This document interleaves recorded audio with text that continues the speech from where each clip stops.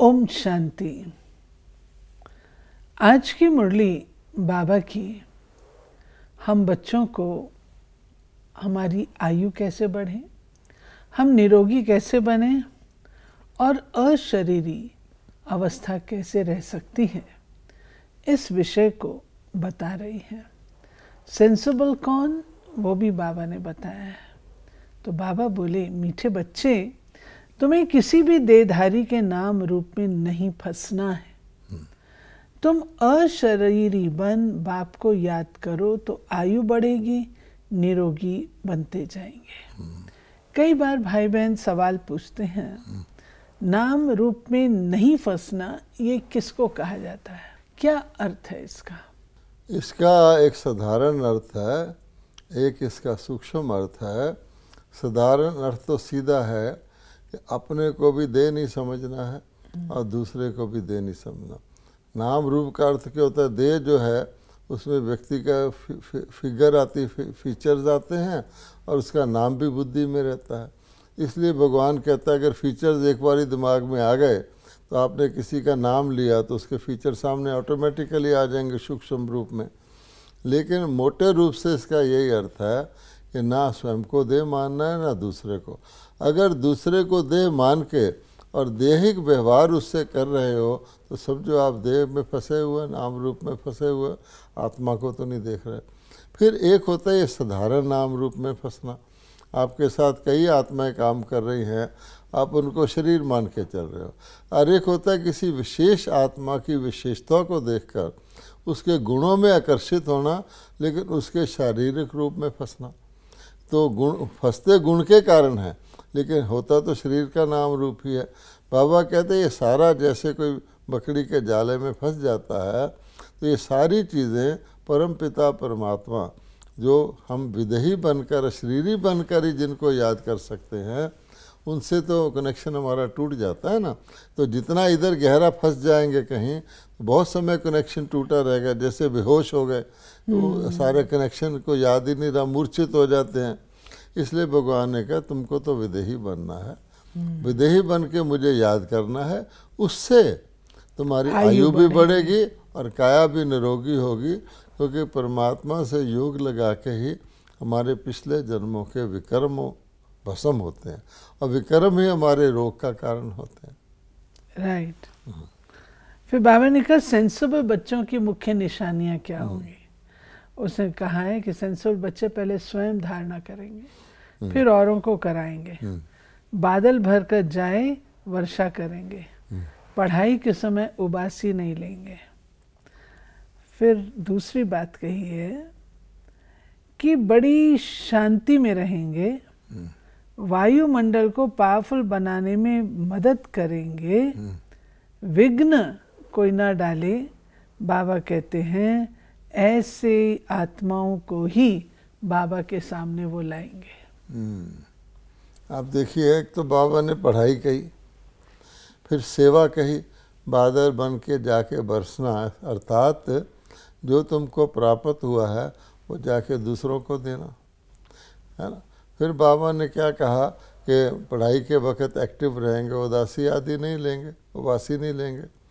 और फिर बाबा ने ये कहा कि स्वभाव अपना बहुत शांत रखेंगे, वातावरण को शांत रखेंगे, और जिनको लाएंगे भी ज्ञान के लिए उनको भी इसी स्वभाव वालों को लाएंगे। विघ्न स्वरूप ना बनेंगे ना बनाएंगे। अब विघ्न स्वरूप व्यक्ति को पता भी नहीं लगता कैसे बनता है। अब मान लीजिए पूरी क्लास शांति से बैठी है, योग में बैठी है, मुझे पता है कि मुझे क्लास के बीच में से उठना पड़ेगा, कोई काम है, फिर भी जाके क्लास के सेंटर में बैठ जाएंगे, उठेंगे, सब व्यक्तियों का ध्यान जाएगा। है तो मामूली बात। अगर आपको उठना है तो पहले पीछे बैठो, गेट के पास बैठो, चले जाओ, है ना। इसी तरह से भगवान कहता है छोटी मोटी हर चीज़ में कहीं देर कर देना। 6 व्यक्तियों ने मिलकर कुछ काम करना है, 5 आ गए, मैं नहीं आ रहा, तो वो सारा बोझ चढ़ता है ना। तो उसमें स्मूथ बल्कि सहयोग देना। सहयोग का मतलब होता है आउट ऑफ द वे जाके भी ज्वाइन करना, उसके नंबर हैं। और विघ्न स्वरूप तो फिर सेंसिबल बच्चे नहीं करेंगे। और बाबा जो वायुमंडल को पावरफुल बनाने की बात कहते हैं शांति रहे, हाँ। ज़्यादा आवाज़ ना करे, वो भी इम्पोर्टेंट है। घर में आवाज़ करना या सेंटर पर आवाज़ करना शोभा नहीं देता है। नहीं, बाबा तो मुरलियों में कहते हैं कि कई ऐसे साधु महात्मा होते हैं, जब वो शरीर छोड़ते हैं तो वातावरण में पूरा सन्नाटा छा जाता है, फील होता है कि कोई महान आत्मा ने शरीर छोड़ा है। इसी प्रकार से बाबा कहते हैं कि जीवन में भी जब कोई पावरफुल योगी, मेडिटेशन करने वाली, एकाग्रता का अभ्यास करने वाली आत्मा आती है, जो जीवन में शीलता धारण किए हुए है, प्रभाव पड़ता है। इसलिए बाबा कहते हैं शांति के, मन की शांति का प्रभाव वातावरण में भी पड़ेगा। अगर मन शांत है, आप कुछ भी नहीं बोल रहे, तो भी आपका प्रभाव वातावरण में पड़ेगा। आज क्या है, आप सारे समाज में देखें, हर व्यक्ति अशांत है, कुछ अशांति का खुद कुछ नहीं कर रहा, लेकिन वातावरण के प्रभाव से अशांत है। क्यों कि सारे वातावरण में आप देखेंगे रेडियो की लहरें, ये जो होती हैं इलेक्ट्रॉनिक लहरें, जिसके द्वारा इंटरनेट चलता है, टेलीविज़न चलता है, रेडियो चलता है, फ़ोन फैली हुई हैं। वो सारी लहरें किस चीज़ की हैं कि दूसरे की दुश्मनी की बातें हो रही हैं, देश देश की दुश्मनी की कर, वो सारी चारों ओर घूम रही हैं। तो हम इसको शांत वातावरण थोड़ी कहेंगे, ये फिर डिस्टर्ब करता है। तो बाबा ने कहा देखो, तुमको समझाया गया कि तुम हो ही शांत स्वरूप आत्मा, बाकी शांति कोई बाहर से नहीं मिलने वाली है। ये एक बहुत गहरी और फंडामेंटल बात है। हमें परमात्मा ने ये ज्ञान दिया कि तुम आत्मा हो ही शांत स्वरूप, जो हम ओम शांति कहते हैं कि मैं आत्मा शांत स्वरूप हूँ, बोलने की बात नहीं है। तो जब हूँ ही शांत स्वरूप, तो मुझे शांति के बाहर ढूंढने का तो सवाल ही नहीं पे।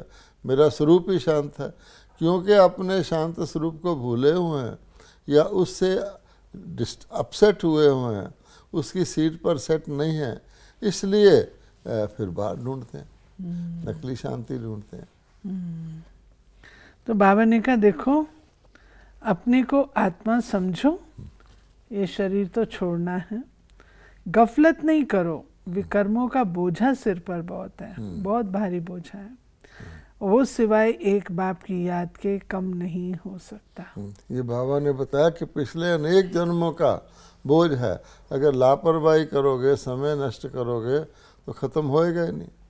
बाप को बहुत याद करना है, जितना हो सके बाप को याद करो। जो इतना प्यारा बाप है, उनको तो उठते बैठते याद करना है।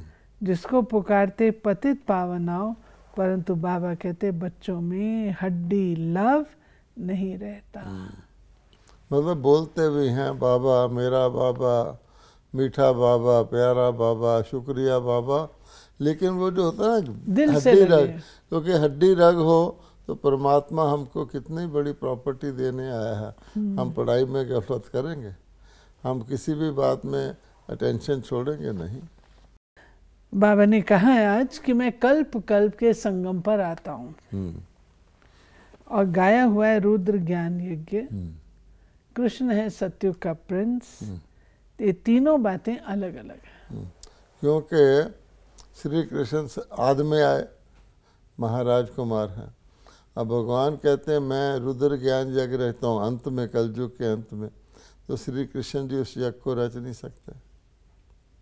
राइट।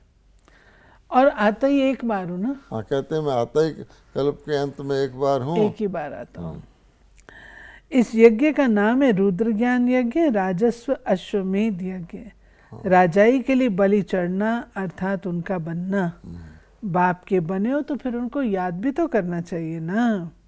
बहुत बड़ा बाप है, तुम जानते हो बाप क्या आकर देते हैं। बेहद का बाप तुमको बेहद का वर्षा दे रहे हैं, क्योंकि अनलिमिटेड फादर है, उसका इनहेरिटेंस भी अनलिमिटेड है ही परम पिता। वो दिमाग में बैठा रहे कि हमारा बेहद का वर्षा मिल रहा है, तो व्यक्ति को कितनी खुशी होगी। फिर वो छोटी मोटी पाई पैसे की कौड़ियों के पीछे थोड़ी भागेगा जिसको हीरे मिल रहे हों। इसलिए कहा जाता है, समय को भी कहा जाता है अमूल्य है, तो हीरा जन्म जो है उसको कौड़ी बदले थोड़ी खोना है। मांगते भी हैं नई दुनिया, नया रामराज, वहाँ सुख शांति संपत्ति सब है, झगड़ा करने वाला कोई नहीं। शास्त्रों में तो सतयुग त्रेता को भी नर्क बना दिया, क्योंकि वहाँ भी असुर लिखा दिए हैं। वहाँ कंस था, वहाँ रावण था, आदि आदि। हाँ, बाबा मैं आके तुमको सत्य कथा सुनाता हूँ। हाँ, क्योंकि बाबा सारा ज्ञान स्टोरी के रूप में सुनाते हैं। फिर बाबा ने आज सावधान किया कि देखो काम महाशत्रु है, जिसको गीता में भी कहा, अन्यथा भी लोग इसको मानते हैं। परंतु भारत वालों ने क्या किया, उनकी महिमा देवताओं की, सर्वगुण संपन्न, 16 कला संपूर्ण निर्विकारी, लेकिन फिर श्री कृष्ण जी को 16,108 रानियां और एक से 10 की संतान। तो बाबा कहते कितनी धर्म ग्लानी है, कहाँ कहते काम महाशत्रु, कहाँ पर ये ग्लानी।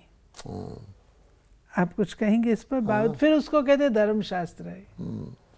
यानी बाबा कहते हैं कि हमने खुद ही अपने ग्रंथों में ऐसी ऐसी बातें लिख करके, जैसे अपने मुंह पर ही कोई चपत लगा लेता है ना, एक तरफ हम देवताओं को श्रेष्ठ दिखाते हैं, सज्जू के महाराज कुमार दिखाते हैं, फिर उसको दिखाते हैं कि उसकी 16,108 रानियाँ थी। अब कोई बात तो है नहीं, 16,108 का क्या सिग्निफिकेंस है? परमात्मा ने जिन आत्माओं को पावन बनाया, जिन्होंने परमात्मा को सहयोग दिया, ये उनकी गिनती है कि 108 हैं जो सबसे ज़्यादा पावन बनते हैं और भगवान के सहयोगी बनते हैं। उसके बाद 16,000 हैं, वो भी जैसे कहते हैं एक राजा रानी होते हैं, क्राउन प्रिंस होते हैं, एक रॉयल फैमिली होती है, वो भी एक प्रकार की उनकी रॉयल फैमिली है। और इन्होंने क्या कहानी बना ली कि श्री कृष्ण के ही 16,108 रानियाँ थी। तो बाबा ने भ्रमरी का मिसाल देके कहा है कि कैसे कीड़े को भी वो भ्रमरी बना देती हैं। अब तुम्हारे सुख के दिन आ रहे हैं, बाबा कहते हैं बच्चे तुमको पवित्रता के कारण सहन तो करना पड़ेगा। जब ये अत्याचार हो तब तो पाप का घड़ा भरे। इस यज्ञ में विघ्न तो पड़ेंगे, लेकिन तुम्हें अचल अडोल रहना है। अब देखिए ना कि भगवान कहता है कि मैंने यज्ञ रचा। अब कोई ये तो समझ लो कि ऐसे नहीं कि परमात्मा ने यज्ञ रच दिया, ये कोई बेड ऑफ रोजेज है जिसमें कोई कष्ट नहीं आएगा, क्योंकि भगवान कहता है दुनिया दूसरी है। यानी यज्ञ कब रचा जाता है? जब हालात खराब हो, कोई विपदा आई हो, कोई डिजास्टर होने वाला हो, आपदा हो, उसको दूर करने के लिए। तो कहते हैं मैं रुद्र यज्ञ रचता तो हूँ, लेकिन अति धर्मग्लानि के समय रचता हूँ, इसलिए विघ्न भी आते हैं, कई प्रकार की रुकावटें आती हैं कि माताओं बहनों को यज्ञ में जाने से रोकते हैं, आदि आदि। तो बाबा कहते हैं विघ्न तो पड़ेंगे, लेकिन अल्टीमेटली विजय तुम्हारी है, परमात्मा तुम्हारे साथ। बाबा ने कहा है कि बच्चों को योग में बहुत अच्छा रहना है, तो वायुमंडल खराब कर देते हैं, इसमें खबरदार रहना है। फोटो आदि निकालने की बात नहीं है, बाबा को याद करके योगदान देना है। ये तुम्हारा असली काम है। ये बाबा ने ठीक बताया है। आजकल तो बहुत सारे, आगे तो कैमरा वगैरह होते थे, अब मोबाइल फ़ोन से फ़ोटो खींच लेते हैं। बाबा कहते हैं उधर ज्ञान मिल रहा है, उधर योग चल रहा है, तो कईयों को यही शौक़ होता है, फ़ोटो खींचते रहते हैं। बाबा कहते हैं ये तो कोई, इससे तुम्हारी कोई प्रॉब्लम बनने वाली नहीं है। फोटो तो शरीरों के आते हैं या मटेरियल चीज़ों के आते हैं। तो मैं तुमको तो बुद्धि से कह रहा हूँ शरीरों को और मटेरियल वस्तुओं को भुलाओ, तो ऑपोजिट हो गया। याद किसे कहा बाबा ने और शांति किसे कहा, वो नोट करने वाली बात है। बाप को याद करना यह है रियल शांति, बाकी है आर्टिफिशियल। कहते हैं ना 2 मिनट डेड साइलेंस, पर 2 मिनट बुद्धि पता नहीं कहाँ कहाँ जाती है। एक को भी सच्ची शांति नहीं है। तुम डिटैच हो जाएंगे, हम आत्मा हैं या अपने स्वधर्म में रहना। गुटखा खाकर शांत रहना कोई रियल शांति नहीं है। बाबा कहता है देखो शांति का अभ्यास है। वैसे तो बाबा ने हमें बताया तुम आत्मा हो ही शांत स्वरूप, बाहर से तो शांति आनी नहीं, लेकिन अपने शांत स्वरूप में स्थित रहना है ना, वो भी एक बहुत बड़ा अभ्यास चाहिए। क्योंकि अनेक जन्मों से हम शरीर मानते आए हैं, अभी हम समझेंगे मैं आत्मा हूँ थोड़ी देर में आप देखेंगे फिर मैं शरीर के भान में आ गया। इसलिए बाबा कहता है आत्म स्वरूप में स्थित होके, हम जो कहते हैं 2 मिनट के लिए अच्छा साइलेंस करो, प्रोग्राम शुरू करने के, क्लास शुरू करने से पहले भी कहते हैं, अंत में भी कहते हैं, उस 2 मिनट में बाबा कहता है जानते हैं इसका मन कहाँ कहाँ भाग जाता है। इसलिए बाबा ने कहा ये बहुत अभ्यास करने की आवश्यकता है। अशरीरी भाव, बाबा कहते कोई नहीं कह सकता। बाप के माँ वाक्य, लाडले बच्चे मुझे याद करो तो जन्म जन्मांतर के तुम्हारे पाप नाश हो गए। अब जो खुद अशरीरी होगा वही तो दूसरे को अशरीरी बना सकेगा। तो आज क्या है, भगत भी खुद शरीरधारी हैं, अपने देवताओं को, भगवान को भी देवता मान के शरीरधारी रूप में याद करते हैं। ये तो शरीरधारी को याद कर रहा है। भगवान कहता है शरीर के भान के भूल कर मुझे आत्मा को याद करना है। तो अपोजिट हो गया ना बिल्कुल। फिर मन मना भाव, बाबा कहते ये जो शब्द हैं ये भी कोई श्री कृष्ण जी के नहीं है। ये निराकार बाप कहते हैं मन मना भाव, अर्थात विदेही बनो। ये ईश्वरीय बेहद का परिवार। यानी बाबा ने सारे सार रूप में बताया है कि परमात्मा की जो शिक्षा है उसका सार क्या है। तो सार यही है, मन को मेरे में लगाओ। अपने आप को आत्मा समझोगे, मन आत्मा में ही है ना, तो स्नेह युक्त याद को ही कहा जाता है परमात्मा के साथ मन मना भाव होना। ये बाबा ज्ञान देते हैं। बाकी सारे विस्तार को भूलना और एक परमात्मा में मन लगा के एकाग्र होना, इसका कितना बड़ा अभ्यास चाहिए। बाबा की मुरली में आज निश्चय पर भी आया है कि तुम बच्चों को ये निश्चय है प्राप्ति पर कि हमको प्राप्ति क्या होगी, तब तुम पुरुषार्थ करो। बाकी अगर ये पक्का निश्चय ना हो तो यहाँ पर तुम आ भी ना पाओ। क्योंकि दुनिया में कोई भी अगर एफर्ट किया जाता है तो उसके पीछे उसका गेन या बेनिफिट तो देखा ही जाता है ना। बिना बेनिफिट के तो कोई हिलता भी नहीं। अब भगवान कहता है इतनी बड़ी तुम्हारी प्राप्ति है तो तुम्हें निश्चय होना चाहिए ना। तब उस जितना निश्चय होगा उसी स्पीड से और उसी एक रस स्थिति से आप पुरुषार्थ करोगे। धारणा के लिए है शरीर से डिटैच और स्वधर्म में स्थित रहने का अभ्यास करना है। जितना हो सके मोस्ट बिलवेड बाप को याद करना, मोह की रख सब तरफ से निकाल देना। ये 3 बातें बाबा ने कही। हाँ जी। कि एक तो अशरीरी बन के याद का अभ्यास करना है ताकि मोह की रख ना रहे। और इसलिए तब बाबा कहता है जितना हो सके उतना याद करो, क्योंकि इसी से हमारी प्राप्ति है, मोह की रख ना जाए। पढ़ाई पढ़कर कृपा स्वयं पर करनी है। बुद्धियोग हद से तोड़ बेहद में जोड़ना है। बाप का बनकर पूरा पूरा बलि चढ़ना है। हाँ, ये चारों बातें इम्पोर्टेंट। बाबा ने कहा है पढ़ाई पर पूरा ध्यान दे, अपने ऊपर आप ही कृपा आशीर्वाद करनी है। बुद्धियोग हद से तोड़ बेहद से जोड़ना है। बाप का बनकर बाप पर पूरा पूरा बलि चढ़ना है। अब ये तो अनेक बातें हो गई, इनको 1 बाय 1 लेते हैं। तो पहले आपने कहा कि पढ़ाई पर ध्यान देकर अपने आप पर आशीर्वाद करनी है। अब आप देखिए ईश्वरी पढ़ाई है और ईश्वरी पढ़ाई का कितना बड़ा प्रारब्ध है। कई लोग समझते हैं कि परमात्मा है, सर्वशक्तिवान है, उसका आशीर्वाद हमारे पर हो जाएगा तो हमें आपे ही सब प्राप्ति हो जाएगी। कहा जाता ना कि भगवान के आशीर्वाद के लिए भगत लोग जो हैं भक्ति आदि करते रहते हैं।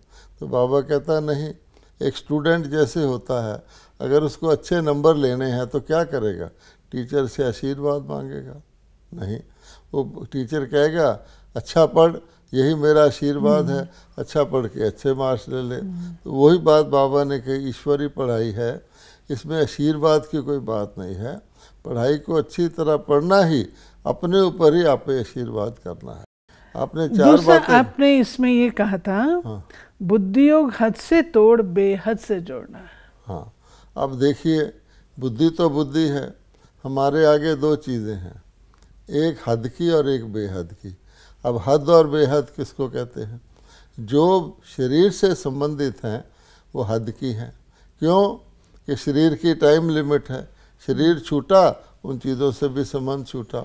और दूसरी बेहद की है। बेहद में आता है आत्मा, क्योंकि आत्मा के अंदर जो आप भरते हैं वो इस जन्म भी रहता है, आगे भी संस्कार के रूप में जाता है। परमपिता परमात्मा भी बेहद हैं, क्योंकि वो शरीरधारी है ही नहीं, वो हद में आते ही नहीं, वो तो सारे विश्व के रचयिता हैं।